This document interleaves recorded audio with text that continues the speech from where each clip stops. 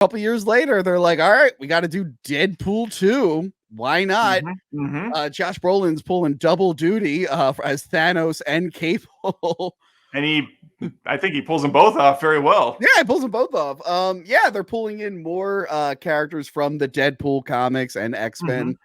By the way, I didn't watch the Once Upon a Deadpool. Did you? I didn't watch it. The PG-13 cut. Do you know about that? I did not watch it. Yeah, I know that like Fred Savage is at the beginning and he gets a story read to him, and that was about it. Yeah, I've seen a couple clips and I went, I'm good. I did watch the super duper cut in 4K, but it's been a while since I've seen this movie, so I didn't know what they added and what was in the original cut. It would be really funny, quick side note, or related, but it would be really funny if Disney did a Disney cut of Deadpool for like the Disney Plus release. I don't know what that would entail, but I think they could do something really funny with it. Well, it's hard to find. Once Upon a Deadpool doesn't stream. You have to like find a physical Blu-ray of it or do other things to find Was it on Netflix for a while? It was on one of those. If it was, I didn't see Disney, it. Yeah, I kept trying to see if it was streaming, and then when I realized it wasn't streaming, I was like, I don't care. Our movie starts, and I kind of get the frustration because we finally get a Deadpool movie, and then Hugh Jackman's like, all right, I'm done playing Wolverine. It starts with a fuck Wolverine, which I think is great. That was great. Deadpool is trying to kill himself. He's not able to die, but he's trying. We find out that after the first movie, he decided to kill bad people for hire, not good people. He's a killer with morals now.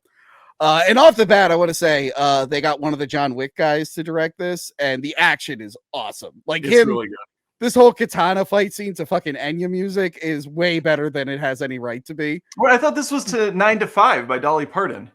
It goes back and forth. If there's 9 to 5, and then at one point it's like Enya, and then it goes maybe that's it jumps around. But yeah, I love this part where everyone's being killed in normal motion, but this guy's running in slow motion. So things are going good for Wade Wilson. He's trying to have a baby with this lady, but boom, this dude comes back and kills Vanessa, which ruins his life. He's very upset. He can't even get revenge because he ends up just killing them all right away. So he's depressed, tries to kill himself. I love the opening credits. Celine Dion. Yeah, but it's like a James Bond sort of opening. Yes. Was the Celine Dion song created for this movie, or was that out before? I don't know. That would be amazing. I know you're a big Celine Dion fan. I actually celebrate her entire catalog. She's got a lot of good shit. You have all those CDs. I have all the CDs. Tony, this is a true fun fact. I used to paint in the summers with a ragtag crew of people right out of high school. Fresh as a daisy out of high school, going into college. And we would have to drive for like an hour. So every morning we get up at like 6 a.m, go through the McDonald's drive-through, and we would blast Celine Dion music and just rock out. We go from Celine to like Metallica to Eminem, but Celine was always the catalyst, and it was amazing. We were. You might be the one person whose music taste is as chaotic as mine. I like the text in the beginning, just ignoring all the credits and be like, what the fuck? Why'd you kill her? The director making fun of himself. They do that in all the movies, which is great. I love the little nods and making fun of themselves. They don't do it in the third one in the credit sequence, oddly enough. The credit sequence of the third one is just straight up. Do they not? There was so much going on. I guess I did not pay attention to the words that were showing up on the screen. So Colossus rebuilds him. Negasonic is now dating a girl named Yukio, who's not the same Yukio from the Wolverine. I love Yukio. She's great. Just the little bit of screen time she has. Yeah. Hi Wade. Hi Yukio. Hi. So basically the whole movie's about trying to find purpose and family and whatnot. I do love this moment where he's like, why are none of the other X-Men here? It's funny that it was just the Dark Phoenix cast, because that was the one that just happened to be being filmed at the same time. And did they I assume actually shot this for this movie? It was a quick little, because they were probably on the same studio lot and everything. They're probably like, everyone come over for this cameo. But along the way, he's trying to find purpose. So he basically, and a family. So he's like, I'll be an X-Men. He's like an X-Men trainee. They go to like this one house that's like abusing mutants. He tries to save the one, I gets love thrown in his jail. I love his trainee shirt that Yeah. he's got. So stupid. I like when he's just like, step out of the way, X-Men. We're a dated metaphor for racism of the 60s. So yeah, he ends up befriending a kid named Russell. They go to prison together. I love the whole like this mutant dampening collar is just bringing his cancer back full force. Oh yeah, it's brutal. Oh, he's like, I'm basically Hawkeye. And But he has things to get make worse. they got to find the biggest guy and make him his bitch or whatever. Yeah. Things get worse though, because it turns out Russell grows up to be a little bit of an asshole and fucks around with what you call Cable's family. So now he's back in time with the sole purpose of killing Russell. I feel like he could do other things to stop Russell from becoming a killer, but it's like, yeah, this time stuff is always tricky. I know. It's like you always got one shot, and it's something gets wrong on the dial, or he had to go exactly where he knew he'd be. It's messy. He talks about how like the whole world goes to shit and whatnot. It's like, well, why don't you stop those events from happening? Yeah. So Cable's from the future. We know him as Cyclops and not Jean, but Madeline, the clone of Jean's son, whatever. So we know him as that. They don't really address that in the film. No. Wade makes his own little X-Force team. X-Force is awesome. Consisting of Bedlam, Terry Crews, Zeitgeist. Is that one of the That's Pennywise, yes. That is one of the Skarsgård. Bill Skarsgård, thank you. Yeah. Not Austin Butler. I know you get those two. I do get them confused. The Butler, they're all the same at the end of the day to me. Then there's Vanisher, played by Brad Pitt for 5 seconds. I wish they would have brought him back in the third one somehow. It would have been fun. And then, of course, everyone's favorite character from the Mortal Kombat 2020 film. He's there as Shatterstar. He has probably got him the role as Cole Young in Mortal Kombat. Oh God, Cole Young. Yeah, it's the worst character. And when you think of characters that Deadpool crosses over with a lot, you think of Cable, and you also think of not him. You don't think of Peter. Never mind. I messed up my slides. I love that there's just a guy named Peter who auditions for. Yeah, he just wants to be part of something. He just wants to be part of the team. Yeah. But no, you think of Domino, played by Zazie Beetz, and Adam. Nailed it. Looks just like her. Perfect casting. They all fucking die, which is pretty great. Which I kind of called as it was happening. I'm like, oh, they're all gonna fucking die. None of these people are making it to the end, except for Domino. Who? Yeah, she is so good in this movie. I don't care if she's not even remotely comic accurate. That actress, role, it was so good. Her comic power is, and I love. Again, they make fun of Rob Liefeld, where he's like, what stupid power is that? Who would have came up with that? And he goes, a guy who probably can't draw feet, which is what Rob Liefeld is really criticized for. That's awesome. But yeah, they eventually release a comic accurate Juggernaut, not the Leather Daddy from X-Men 3. I'm the Juggernaut, bitch. It's so bad. Oh my God. Then it becomes a race between him and Cable, being like, Cable wants to kill Russell, and Deadpool's like, wait, I think there's a way I could stop him from becoming what he hates. Oh, and Dopinder from the first movie wants to be a hitman. Where do you land on Deadpool 2, Adam? I like this movie a lot. I already gave you my best, but I think this is it's very, very close to runner up. I'm undecided if I'd put it above the third one. I need to see the third one again. I've seen this one a few times, and it's like a fine wine. I think it gets better with age. I think the action, like you said, is tighter in this one. There's some great that whole chase sequence. Although, Tony, the opening scene in the first movie is freaking fantastic. That fight in the car going down the highway is wonderful. But the chase scene in this one where Domino's running and shit's just blowing up everywhere, and Deadpool's complaining about how lame she is while cool stuff is going on. Very, very well done. I love how Deadpool's on the bus and he's like doing the sword thing, and he's not blocking any of the bullets. He's not blocking any of the bullets. They're all just going right through him. I think he does it first, and then he just gets way too tired. It's just it's so well done. And I think the only problem I have with this one, and it's intentionally dumb, but that doesn't make it any more enjoyable, is where Deadpool kind of keeps pretending to die. I felt like it dragged on so long. And it's the point, but it's not that funny. I think in the Super Duper cut, they added a few things. Like there's like a folk version of Love Hurts. He like jumps off a building and splatters, and the girl's like, I can't believe he did that. He's like, I can't believe you wore that top today. Like he's just being really mean. So yeah, I think they add it more in the Super Duper cut. No, I like this way. So going into this, I'm like, I finally like the first one, but I don't think it's great. Okay. I'm enjoying. I'm glad I gave it another shot. I enjoyed it. I'll watch it again. I went into this one. I'm like, this is fucking awesome. Like it won me over so much.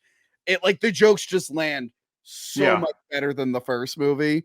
There's less of that. Yeah, they've established the characters, and now you can just have fun with it, sort of thing. There's less of the like sort of easy family guy. Like a joke I don't like in the first one is when the car's flipping. He goes, did I leave the oven on? I'm like, okay. But I love it. I thought that was hilarious. I don't know. Like, I don't know. It just freeze frames. And he's like, huh. I think it's great because it was such a you know the character well, so maybe that shtick is old hat for you. Bring up chimichangas more often. Yeah, that was always I knew him for that as well. But which that joke never for me that was like a great introduction to the stupidity of the character and just how absurd he is. Like he's killed 8 guys at this point. Cars are just it's bedlam everywhere, and he's like, oh, I wonder. He's not even his head's in a completely different place. That's funny. That's funny.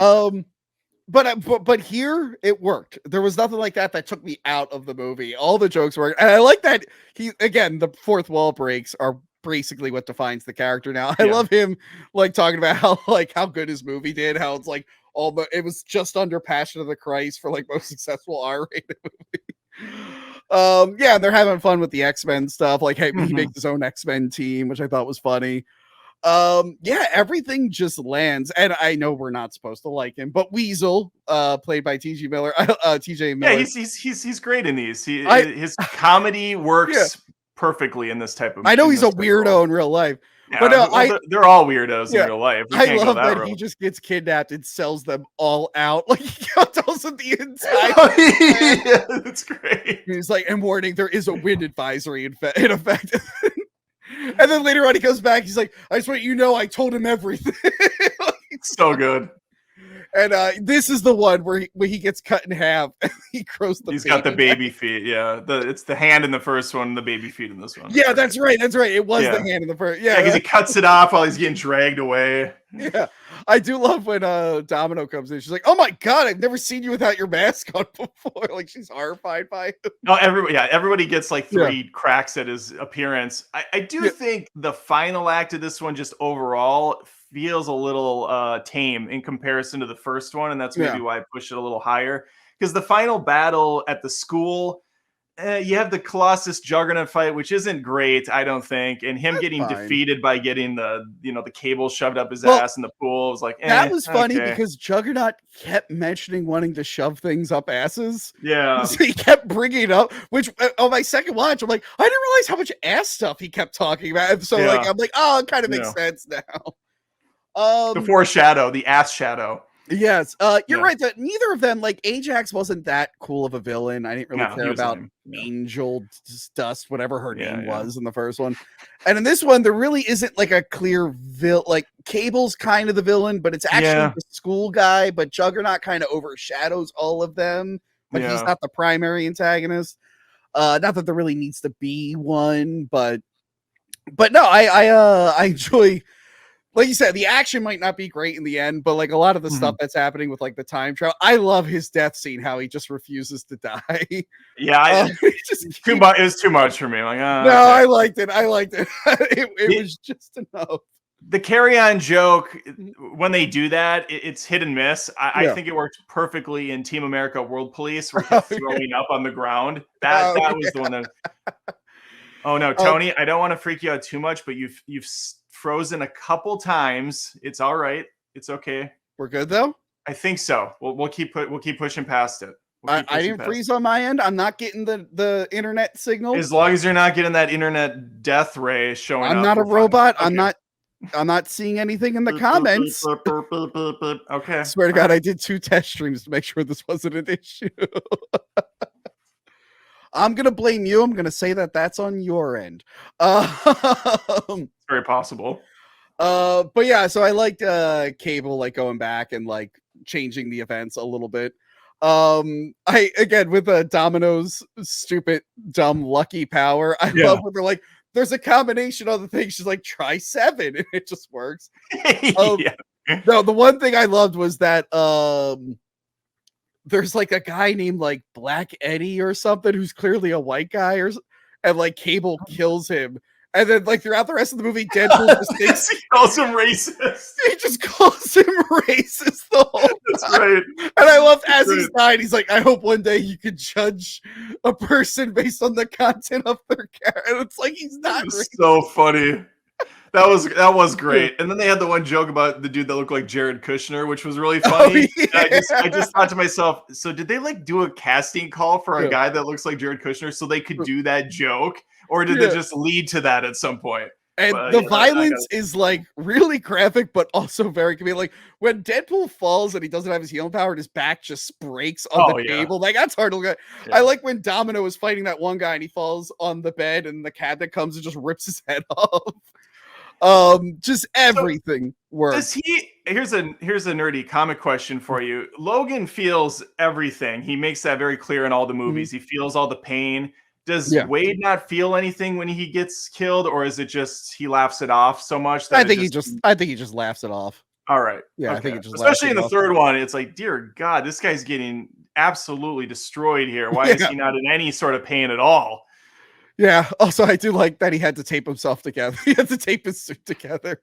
But yeah, this movie ends with a bit of time travel shenanigans. He goes back and saves his girlfriend, which is good. All right. So a lot of people were legitimately complaining that they killed his girlfriend off. And because that is a comic book trope that people don't like. It's referred to as fridging, Adam. Have you ever heard this term? I've not heard that. No. It sounds amazing. So apparently people think that when writers need to come up with drama for a character, they pick the easy way out and they kill a girlfriend. And the one example they have is the one Green Lantern, Kyle Rayner. Some bad guy killed his girlfriend and shoved her in a refrigerator for him to find later. And they're like, people really, really hated the decision. So it's called fridging. So people were genuinely upset about that. I'm like, guys, this is a parody of superheroes. It's being done on the whole opening song, the text is with you and talking about how that's stupid. And they were smart and they brought her back. Although I don't know why when we factor in the third one. So that didn't bother me. And it bothered so many people. I'm like, guys, fucking relax. This isn't meant to be a serious superhero movie. It's just supposed to be a joke thing. Yeah. But yeah, he does a couple things like kills Ryan Reynolds before he stars in the Green Lantern.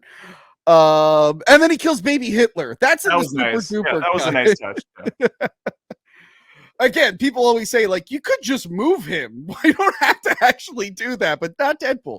All right, I have a random question. So, and I've seen this happen on different streaming services where they will edit out scenes in movies just randomly or jokes in TV shows. It's bullshit that they can even do that. But I could have sworn there was a scene at the end of Deadpool 2 where he goes to Logan's grave and he is thinking about injecting him with that green serum. And then he's like, nah, and he walks away. Is that not at the end of this movie, or have I lost my mind? I don't think I've ever even seen that. Have I lost my mind? I swore this happened at the theater when I saw it. Let me take Hitler's name off the screen. Yeah, please do. Yeah. I think maybe that was like a joke thing that someone filmed. I've never seen that in either cut of the film. I don't know. I might truly have dreamt it. I might have dreamt it because I watched it with the kids on like Disney Plus or something, and I was waiting for it to come up, and it never did. And I thought for sure, well, he's got the time device. He went there, and it happened. And okay, well, I think that might have been really lost it. That might have been like something a fan made or something. No, it was not a fan made, Tony. Okay, never mind. Never mind. I've never seen it. I've never seen it or heard about it. It's a YouTube video of a guy with like some baggy Deadpool thing. I'm like, that's real.